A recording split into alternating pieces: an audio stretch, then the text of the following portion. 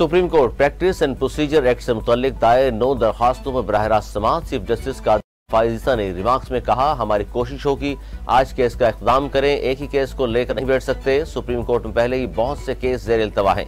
Chief justice और parliament का इख्तियार आमने सामने है, इख्तियारात को कम नहीं बांटा जा रहा है।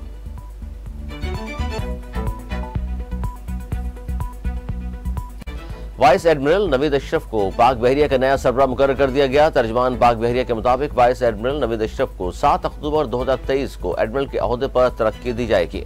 तब्दीली कमांड की तकरीब 7 अक्टूबर 2023 को इस्लामाबाद में होगी।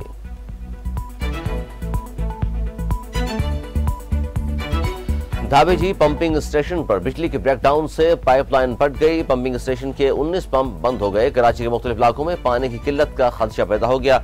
मुतल्लिका हुकाम के मुताबिक 72 इंच कतर की पाइपलाइन नंबर 5 बैक प्रेशर के बाइस फटी।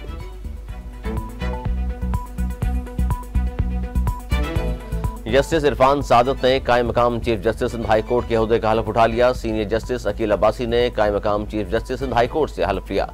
सिंध हाई कोर्ट के चीफ जस्टिस अहमद अली शेख की मुद्दत 2 अक्टूबर को मुकम्मल हो गई थी।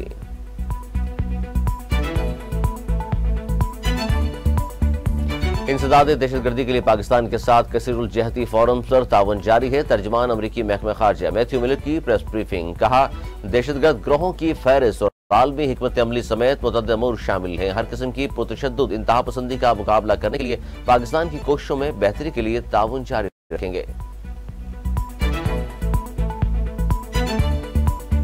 और कौमी क्रिकेट टीम आज दूसरे वार्म अप मैच में ऑस्ट्रेलिया के खिलाफ मैदान में उतरेगी। राजीव गांधी क्रिकेट स्टेडियम में मैच पाकिस्तानी वक्त के मुताबिक दोपहर 1:30 बजे शुरू होगा। गुज़िश्ता रोज कौमी क्रिकेटर्स ने ट्रेनिंग सेशन में हिस्सा लिया, खामियों को दूर करने की कोशिश की।